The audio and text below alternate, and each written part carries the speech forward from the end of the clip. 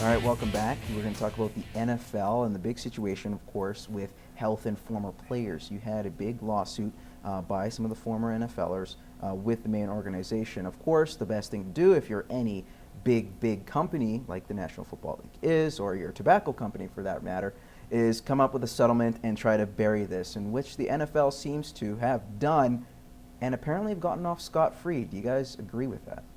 They've paid a little under $1 billion, and considering what this revenue maker, this money maker, the National Football League is, they're tending to spend what, or at least make billions and billions of dollars. So this is peanuts.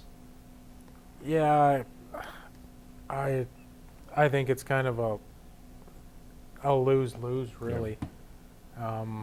I know those guys that, the guys that made the claim and that are seriously have some things wrong with them that are needing medical attention and stuff. Yeah, they're going to get a little bit, and I don't know.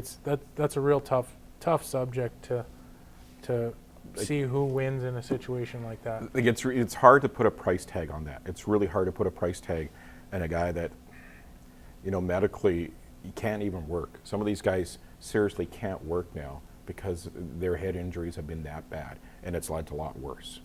And it's really sad. And it goes through every sport too right now, where we're finding out now what's the result of all these headshots. You said there was a lose-lose situation. Will we see other leagues come into a similar fight, and will that be the same outcome? We'll starting to see mass settlements and nothing really, like the real matter is healthcare and benefits towards these people who do suffer serious injuries. But you could throw as much money as you can on a situation or in a situation, but that doesn't really solve the biggest issue, right?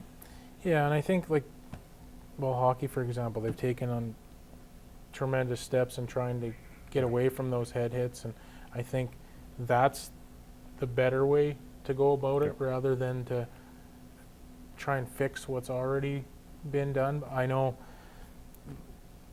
I believe that the NFL got off pretty light, right? Like they said what, $1 billion it's going to end up being? Just under that, about 760 or so. With lawyer fees and everything, though, I think they were saying it was going to be right close to $1 billion. And to me, when they make, what do they make, $30 billion a year or something? The NFL makes that's peanuts. Chump change. Yeah.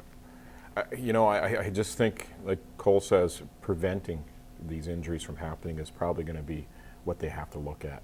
And I know they're concentrating on headshots in all the different sports. Maybe they should concentrate it too in the NFL a lot more than they already are.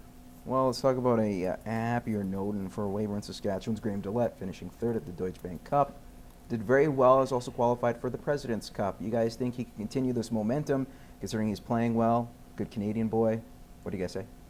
I watched his final round yesterday, and he was playing great again. The putts just weren't dropping. I think he's in the zone right now.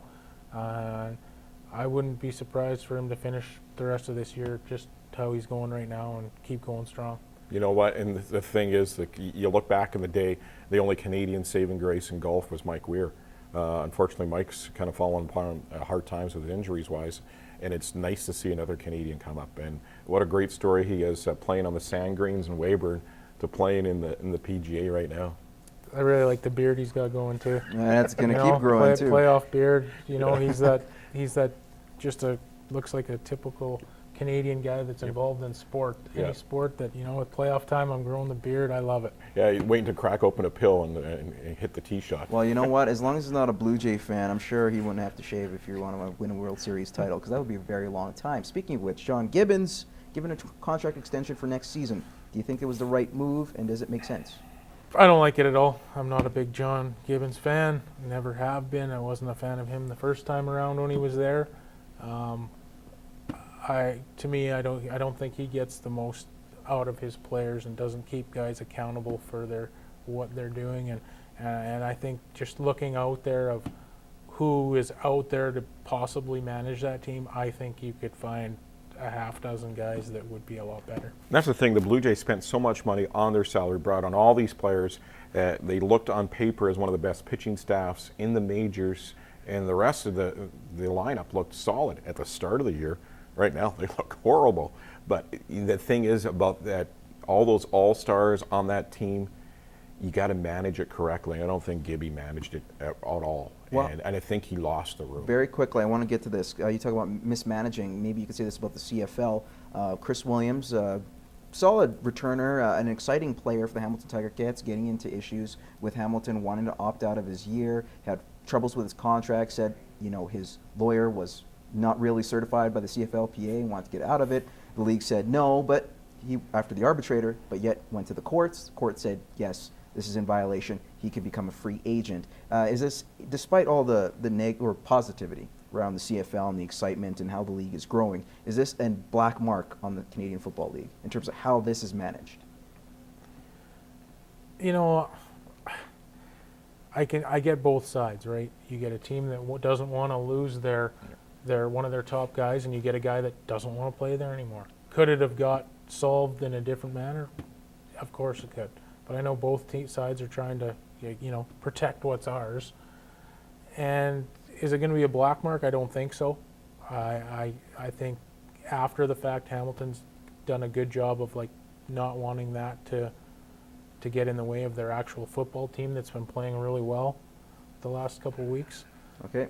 Quickly, Greg? Yeah, I think Chris Williams is in the right, and unfortunately, for Hamilton, it really sucks because they lose a great player, and for the CFL, they could lose even a better player because I think he's going to explore his opportunities in the NFL. Don't know if it's going to work out, but he's definitely not going back to the Ticats. Oh, yeah. Well, it'll be interesting to see where he ends up next season. All right, guys, so we're going to take another quick commercial break. When we come back, we got over-under, and we'll see if Bucky can rebound from last week.